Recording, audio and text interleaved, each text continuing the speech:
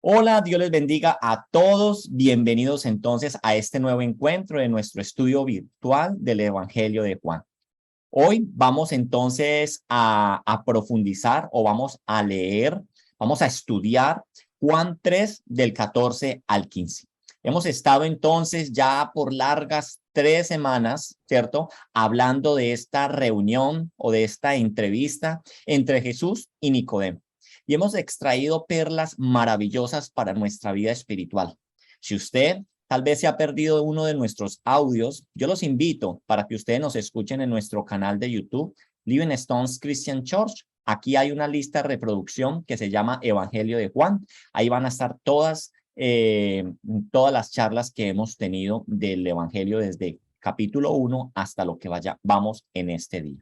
Para iniciar, yo los quiero invitar que iniciemos este tiempo de estudio de la palabra de Dios, pidiéndole al Señor que nos ilumine, pidiéndole al Espíritu Santo que nos dé la sabiduría y el entendimiento para poder entender lo que el Señor nos está hablando a través de su Escritura.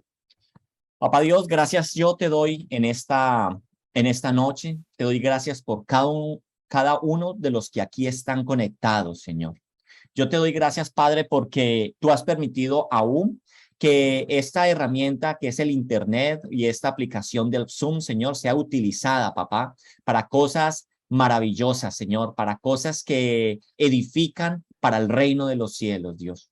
Yo te doy gracias por cada una de las personas que están aquí conectadas, Señor, porque vienen, Señor, con hambre, con sed, Señor, con ganas de aprender, con ganas de estudiar de tu palabra, de comprender las verdades que están allí escritas. Por eso, Espíritu Santo de Dios, te pedimos que seas tú, Espíritu de Dios, permitiéndonos primeramente ser enseñables. Espíritu Santo de Dios, permítenos quitar aún de nuestra mente todo esquema mental que hemos traído, que ha sido edificado o que ha sido colocado erróneamente. Y permítenos sembrar lo que verdaderamente tu Espíritu de Dios sabes que es lo que necesitamos para el crecimiento y edificación de nuestra vida espiritual y así poder impactar este mundo que necesita de hijos de Dios que iluminen y que irradien la luz que tú nos das. Te pedimos que te quedes con nosotros. En el nombre poderoso de Cristo Jesús te oramos. Amén y amén. Bueno, familia, entonces, para recapitular, no voy a leer todo el capítulo que ya lo hemos leído varias veces. Ya sabemos bien en qué estamos parados. Estamos parados en una entrevista donde Nicodemo va y busca a Jesús, ¿cierto? Y le pregunta, ¿cierto? Empieza a hablar con él. Y en sí, Nicodemo lo que estaba buscando era la pregunta de Nicodemo era ¿cómo puede ser salvo? ¿Cierto? ¿Cómo poder ver el reino de los cielos? ¿Cómo heredar el reino de los cielos? ¿Sí? Para mayor información, entonces, podemos referirnos a los videos que ya hemos estudiado y están en el canal de YouTube. La semana pasada estuvimos estudiando el Evangelio, el capítulo 3, los versículos del 11 al 13, lo cual dice lo siguiente: de cierto te digo que los que sabemos hablamos y lo que hemos visto testificamos. Y no recibís nuestro testimonio. Si os he hablado cosas terrenales y no creéis, ¿cómo creéis si os dijera las celestiales? Nadie subió al cielo sino el que descendió del cielo, el Hijo del Hombre que está sentado en el cielo. Así que entonces, nosotros lo que vimos a grosso modo la semana pasada es, o lo que hemos visto en esta entrevista con Nicodemo, hablábamos que hasta el versículo 11 habíamos visto la soberanía divina, ¿cierto? Que era esto del nacer de nuevo. Y decíamos que el nacer de nuevo o el nacer a Dios es un acto soberano que le pertenece solamente a Dios. Y solo los que nacen espiritualmente podemos comprender las cosas espirituales. Que para usted y yo nacer de nuevo, que para usted y yo nacer, nosotros no hicimos nada. Es un acto soberano de Dios a nuestras vidas. Pero nosotros decíamos, ¿cómo así que yo no tengo que hacer nada? El nacer es una obra que solamente Dios puede hacer. Pero lo que sí vimos la semana pasada a partir del versículo 11 es que el hombre tiene una responsabilidad. Y hablamos de dos verdades, paralelas que se encuentran en la palabra de Dios. Y que estas verdades paralelas no se encuentran solamente en este versículo. Lo vimos en varios pasajes que leímos la semana pasada. Y hablábamos que en este versículo tenemos dos verdades paralelas que siempre las vamos a encontrar. Y la primera verdad que encontramos es la soberanía de Dios en todo lo que acontece. Y lo segundo es la responsabilidad humana de sus actos. Así que entonces nosotros hablábamos de nacer de nuevo, que le pertenece a Dios, y luego hablamos de esta responsabilidad del ser humano, que lo veíamos a partir del versículo 11, qué pena, y recapitulando, era la responsabilidad es creer en Jesús. Y lo acabamos de ver en el versículo que acabamos de leer, donde el Señor le dice, si os he dicho cosas terrenales y no creéis, ¿cómo creéis si os dijera las celestiales? Es necesario creer. Es necesario entonces nosotros como hombres entender que hay una responsabilidad, ¿cierto?, de nosotros delante de Dios, y es creer en lo que Él dice, creer en Jesús. Son verdades paralelas que están en toda la escritura y que al saber esto, ¿cierto?, dijimos que muchas veces al entender estas dos verdades, hay personas que han tratado de armonizarlas y al tratar de armonizarlas, destruyen una o destruyen las dos. Tenemos que creerlas de todo corazón, las dos, tanto la soberanía divina como la responsabilidad humana. Entonces, en el versículo 11 al 13, cuando el Señor nos hablaba, dijimos en torno a nuestra relación con Dios, siempre la palabra clave para nosotros los creyentes es creer en Jesús, es tener fe en Jesucristo y en la obra que Él vino a hacer a esta tierra. Es por eso entonces que hoy vamos a ver la conversación de Nicodemo, cómo finaliza. Y finaliza entonces de esta manera. Finaliza en la manera en que Dios es el que da vida, pero nosotros somos los que debemos creer. Y para el día de hoy, yo me quiero enfatizar en los versículos 14 y 15.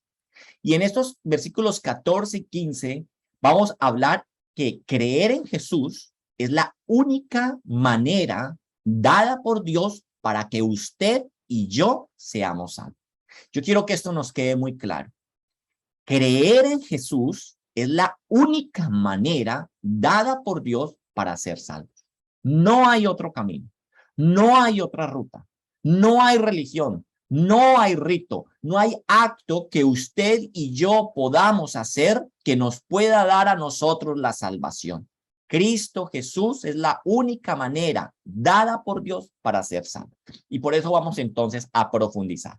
Yo los invito a que leamos en la palabra de Dios en Juan 3, los versículos 14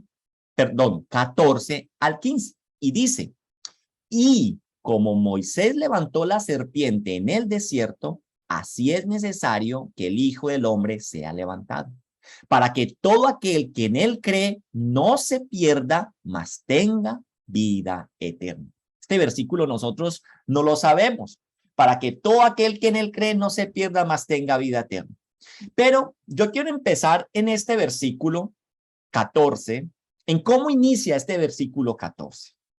Y aquí en este versículo 14 nos arranca con un y, ¿cierto? Y dice, y como Moisés levantó la serpiente del desierto. Recordemos cómo terminaba el versículo, lo que estábamos leyendo. Recuerde que la palabra de Dios se separó luego en capítulos y en versículos. Y que el hecho de que usted y yo cambiemos de un capítulo 1 al capítulo 2 no quiere decir que ya cambiamos totalmente de historia. Es una continuidad. O que pasemos de un versículo a otro versículo, ya vamos a cambiar de historia.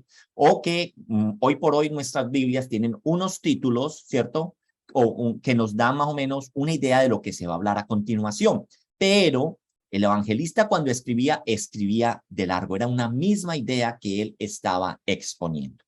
Dijimos que el versículo 13 terminó diciendo, dice, y si os he dicho cosas terrenales y no creéis, ¿cómo creéis si os dijera las celestiales? Nadie subió al cielo, sino el que descendió del cielo, el Hijo del Hombre que está sentado en el cielo. Y, ¿cierto? Ahí viene, y como Moisés levantó la serpiente en el desierto, así es necesario que el Hijo del Hombre sea levantado para que todo aquel que en él cree no se pierda, mas tenga vida eterna. Así que esta palabra y, ¿cierto? En el original es una palabra que se traduce como kai. Y este kai, K-A-I, es una conjunción o una unión. Y esto lo que nos está llevando es a unir, ¿cierto? A unir dos historias que está trayendo el evangelista, ¿cierto? Una historia que está trayendo el evangelista desde el Antiguo Testamento. ¿El que está trayendo? Nos está trayendo, o sea, como un cambio de banda, nos está haciendo él. Dice, y como Moisés levantó la serpiente en el desierto. Hombre, un momento, estamos hablando estamos hablando de Nicodemo. ¿Cómo vamos a brincar ahorita entonces a Moisés? Por eso él va a introducir, ¿cierto? O va a unir ahora lo que viene diciendo, lo que hemos expuesto anteriormente con esta historia de cómo Moisés levantó la serpiente en el desierto. Así es necesario que el Hijo del Hombre sea levantado. Cuando nosotros estamos hablando de Moisés levantó la serpiente en el desierto, ¿qué es lo primero que a nosotros se nos viene a la cabeza? ¿De qué culebra podremos nosotros estar hablando? ¿De qué culebra podemos estar hablando nosotros? ¿Quién me dice una? Dígame, que alguien que abra el micrófono y dice, de tal culebra o de esto. ¿Quién abre el micrófono, pues, y se arriesga? Todos estamos aprendiendo. ¿Cómo, Liz? Cuando fueron atacados en el desierto por las serpientes. Listo. Liz dice esto, ¿sí? Pero cuando nosotros leemos o asociamos a Moisés con una culebra, Liz está yendo a lo correcto, ¿cierto? Yo con Liz ya había tenido un poco esta conversación antes, pero cuando nosotros asociamos esto, ¿qué dice Daniela? La tentación. Moisés fue tentado. Sí, pero estamos hablando acá de cuando asociamos a Moisés con la culebra, muchas veces la asociamos es con el bastón de él, ¿se acuerdan? Que él la tiró al suelo y se convirtió en culebra. Entonces, yo la verdad, yo le doy gracias a Dios por este tipo de estudio que estamos dando, porque nos abre la mente de una forma tremenda. Y yo sé que todos en sus casas tienen una Biblia, ¿sí? Y en la Biblia, cuando usted se va aquí a lo que estamos leyendo, a Juan, ¿cierto? Y usted en Juan va y mira el capítulo 3, y usted va y mira allí los versículos 14 y 15. Yo sé que allí en su Biblia, en la parte de abajo del 14, ¿cierto? Él nos trae una referenciación y él nos tira a una referenciación que es Números 21, 4 a 9. Pero nosotros somos perezosos para leer la palabra de Dios. Y nosotros, ¿qué decimos? Eso además que ser el bastón de Moisés o alguna culebra que pasó allá. No sabemos qué es la historia de la culebra. Y a veces lo podemos haber leído cuando leemos el Antiguo Testamento, pero hay veces no asociamos que lo que aquí el evangelista está trayendo es algo que pasó en el desierto. Por eso entonces es importante que usted y yo, para poder entender lo que aquí está diciendo el evangelista, o en la conversación entre Jesús y Nicodemo, perdón, lo que Jesús está diciendo, ¿cierto? Porque es Jesús el que está aquí hablando. Dice, es importante que usted y yo vayamos a la referencia, vayamos a este evento histórico del cual Jesús, vuelvo y repito, es Jesús, ¿cierto? Que el evangelista está trayendo, pero es Jesús el que está hablando, ¿cierto? Y es el pueblo de Israel peregrinando por el desierto. Si usted y yo nos vamos a Números 21, del 4 al 9, vamos a leer. Y dice, después partieron del monte Or, camino del Mar Rojo, para rodear la tierra de Edom. Y se desanimó el pueblo por el camino. Y habló el pueblo contra Dios y contra Moisés. ¿Por qué nos hiciste subir de Egipto para que muramos en el desierto? Pues no hay pan ni agua y nuestra alma tiene fastidio de ese pan liviano, del maná. Y Jehová envió entre el pueblo serpientes ardientes que mordían al pueblo y murió mucho pueblo de Israel. Entonces el pueblo vino a Moisés y le dijo: hemos pecado por haber hablado contra Jehová, contra ti. Ruega a Jehová que quite de nosotros estas serpientes. Y Moisés oró por el pueblo. Y Jehová dijo a Moisés: hazte una serpiente ardiente y ponla, ¿cierto?, sobre una asta, y cualquiera que fuere mordido y mirare a ella, vivirá. Y Moisés hizo una serpiente de bronce y la puso sobre una asta, y cuando alguna serpiente mordía a alguno, miraba a la serpiente de bronce y vivía. ¿Sí? Entonces, es tremendo lo que aquí el Señor nos está diciendo a nosotros. Jesús nos está hablando de creer, ¿cierto? Y él trae una historia. Dice: ustedes tienen que creer en mí, así como cuando Moisés levantó la serpiente en el desierto. Así es necesario que el Hijo del Hombre sea levantado, versículo 15, y que las personas crean y que no se pierdan, y a través de creer en Jesucristo tengan vida eterna. Vamos entonces a desglosar un poco esto que acabamos de leer de Números. El pueblo de Israel está peregrinando en el desierto a causa de su incredulidad.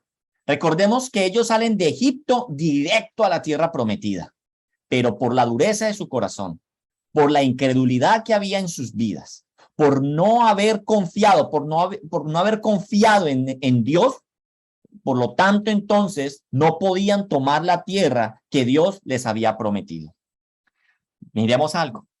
El pueblo estaba peregrinando a causa de su incredulidad. Y esta incredulidad es un problema constante que hemos tenido desde vieja data en la humanidad, que lo sufrieron ellos y que hoy por hoy nosotros también lo sufrimos. Y la incredulidad, entonces, ¿qué viene trayendo a nuestras vidas? Desconfianza. Desconfianza en Dios, en aquel que nos creó. Después de haber visto el pueblo de Israel tantas cosas, haber visto la gloria del Señor con las plagas en Egipto, abriendo el mar, cayendo maná del cielo, ellos decían: estamos cansados ya de eso, ¿sí? Entonces, este es el verdadero problema, una incredulidad que trae desconfianza en el Dios que nos ha sacado a nosotros de la esclavitud y nos quiere llevar a una nueva vida. Entonces, así como la incredulidad y la desconfianza de Israel no les dejaba tomar a ellos la tierra prometida, así en nosotros la incredulidad no nos deja a nosotros participar de las promesas de una nueva vida, de un nuevo propósito en el Señor. Y a causa entonces de la desconfianza, de la falta de fe, hubo una murmuración contra Dios. Y por eso Dios les envía como castigo a su pueblo murmurador, ¿cierto?, incrédulo, unas serpientes. La mordedura de esta serpiente era letal. Las serpientes se llamaban ardientes, era porque la picadura de esta serpiente daba unas fiebres muy altas, y por eso las llamaban serpientes ardientes. Entonces, al estar en el desierto, donde no había nada, tenían literalmente en el desierto, ¿qué hay? Nada. Tenían que depender de Dios 100%. Entonces, por esta razón, claramente vemos, si usted sigue leyendo Números, que hubo una gran cantidad de personas que murieron a causa de estas serpientes. Ahora, conscientes de que ellos habían pecado, conscientes de que esto les había traído esta consecuencia tan letal para sus vidas. Si usted y yo leemos en el versículo 7, dice: el pueblo vino a Moisés y dijo: hemos pecado por haber hablado contra Jehová y contra ti. Ruega a Jehová para que quite de nosotros las serpientes. Así que ahora, conscientes del por qué les acontecía esto, vinieron a Moisés y confesaron que habían pecado y que por favor intercediera delante de Dios por sus vidas. Y Dios escuchó a Moisés, porque usted y yo tenemos un Dios misericordioso, porque usted y yo tenemos un Dios que nos ama a nosotros. Dios da una fórmula. Dios da una solución. Y esa fórmula, ¿cierto?, era para aquellos que habían sido mordidos por esta serpiente y para que no muriera. Entonces, ¿cuál fue la fórmula que Jesús dio? Perdón, ¿cuál fue la fórmula que Dios dio a Moisés para que pudiera decirle al pueblo?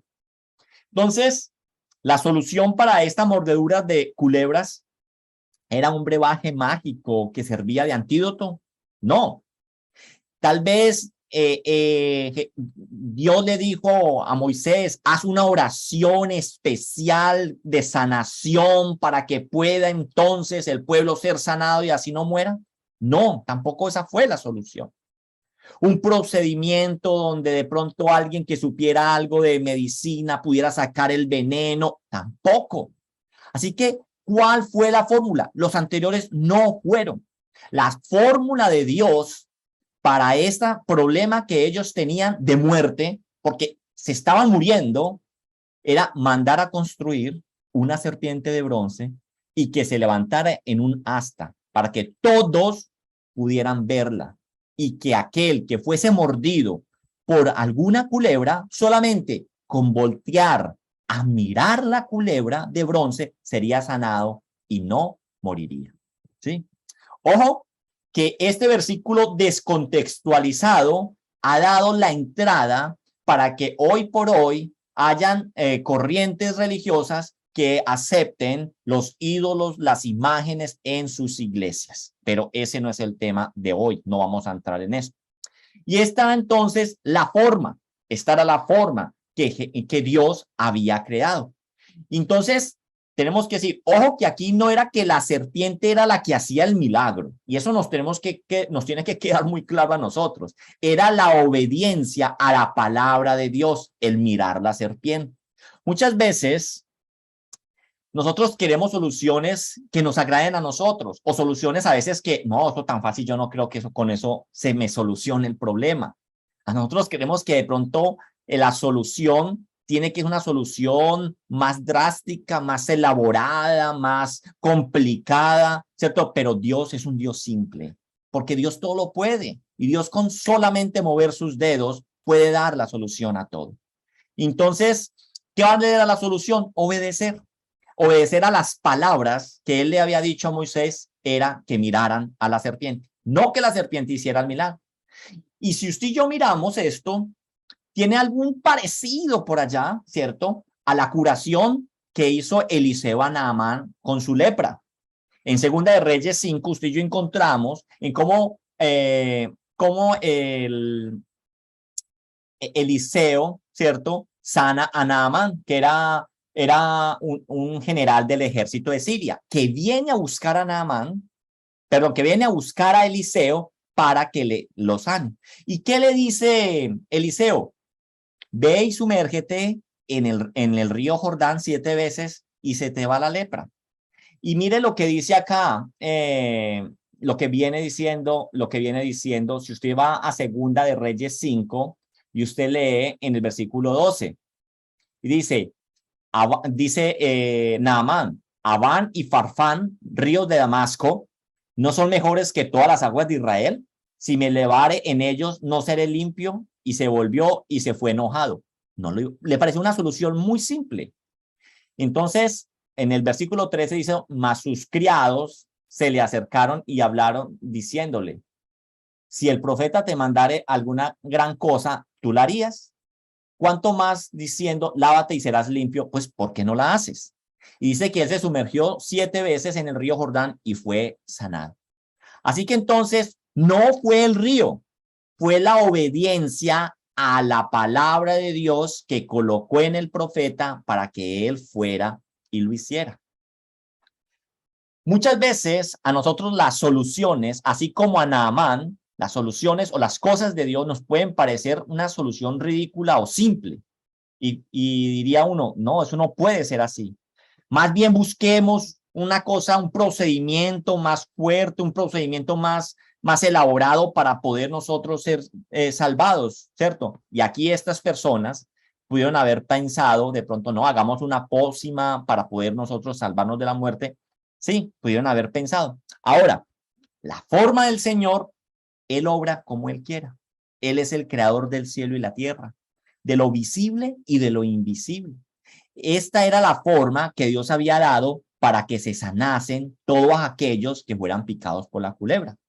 Por eso aquí hay que ser claros. ¿Cuál era la forma? ¿Mirar la serpiente era la solución? Les pregunto, ¿mirar la serpiente era la solución? No. Creer a las palabras de Dios. Y aquellos entonces que miraron a la serpiente creyendo en las palabras que Dios le mandaron al pueblo a través de Moisés, fueron sanados y vivieron.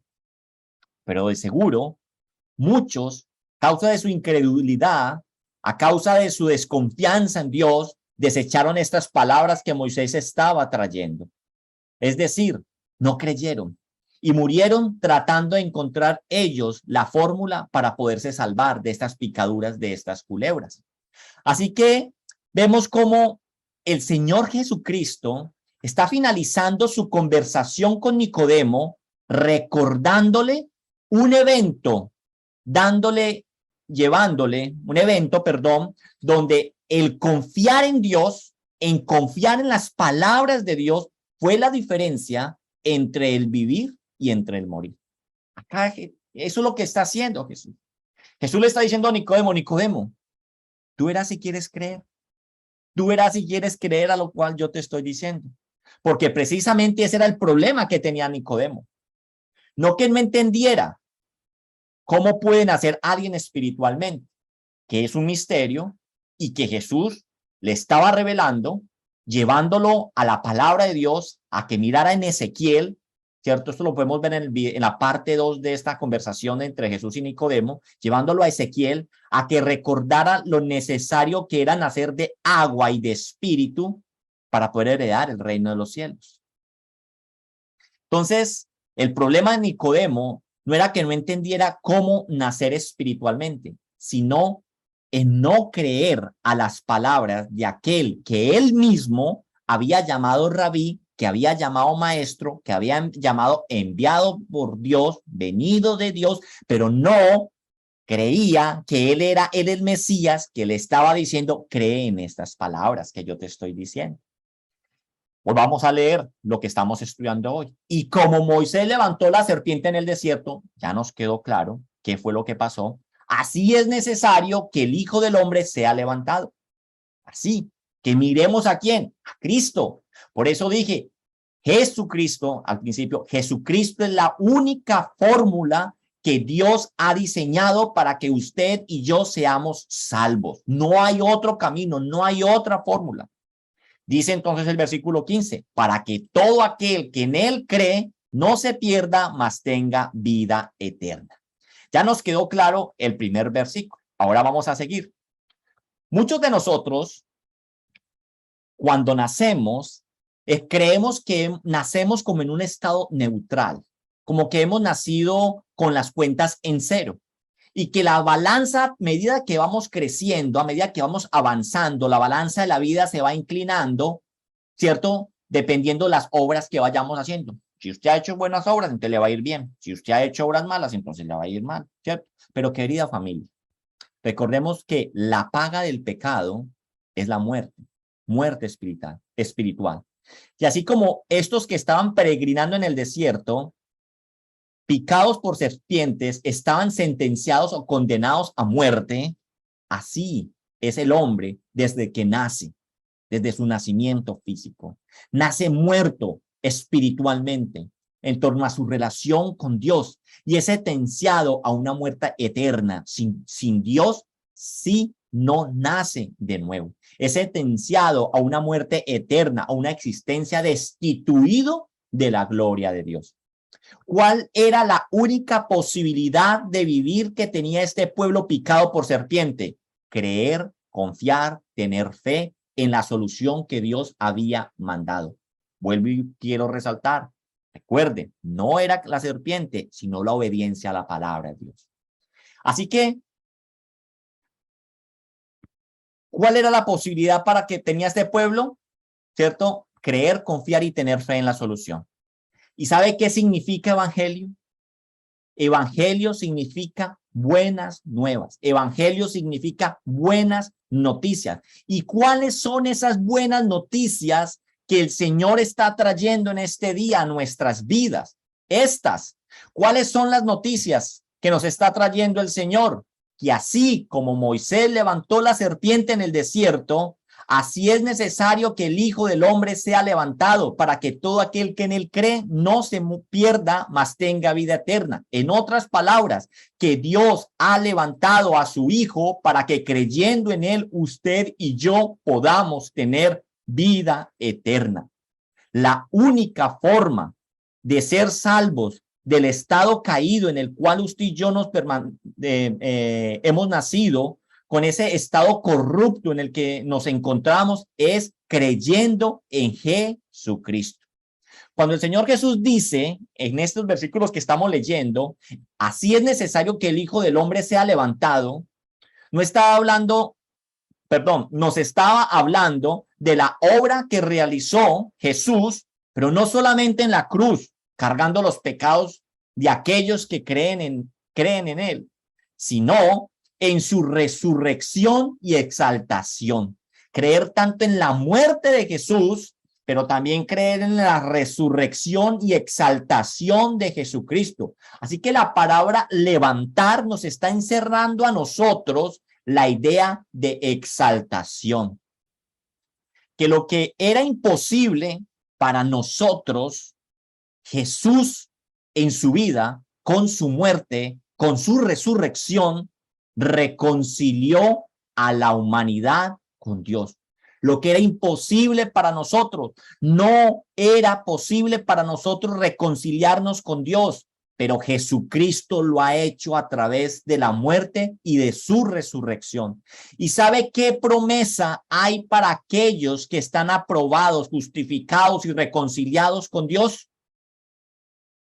Vida eterna. Y bien lo dice el versículo. Para que todo aquel que en él cree, para que todo aquel que es reconciliado con Dios a través de Jesucristo, no se pierda, mas tenga vida eterna. Ahora bien, para finalizar, hablemos acerca del concepto de la vida eterna. La vida eterna no es un concepto de extensión de tiempo. Es más, la vida eterna, todos vamos a tener eternidad. No es, nunca voy a dejar de existir, porque aún los incrédulos, ojo con esto, los incrédulos que están en condenación nunca dejarán de existir. En otras palabras, entre comillas lo coloco, también van a tener entonces una vida eterna. Ojo, pero para usted y para mí que creemos en Jesucristo, aquel que nos reconcilió, aquel a que el Padre ha levantado, así como Moisés levantó esa serpiente en el desierto para que todo aquel que en él cree no se muera, mas tenga vida eterna. Así que todo aquel que en él cree esa vida se refiere a la unión con Dios. En otras palabras, a calidad de existencia. Esa es la vida eterna. Vida eterna no es un estado en un tiempo ilimitado, sino un estado en que ya no existirá el concepto de tiempo. Y que la vida eterna que Cristo Jesús viene a ofrecernos a nosotros se refiere a unión con Dios, calidad de existencia. Los incrédulos también van a tener vida eterna, pero en unión ¿con quién? Con su amo, el diablo.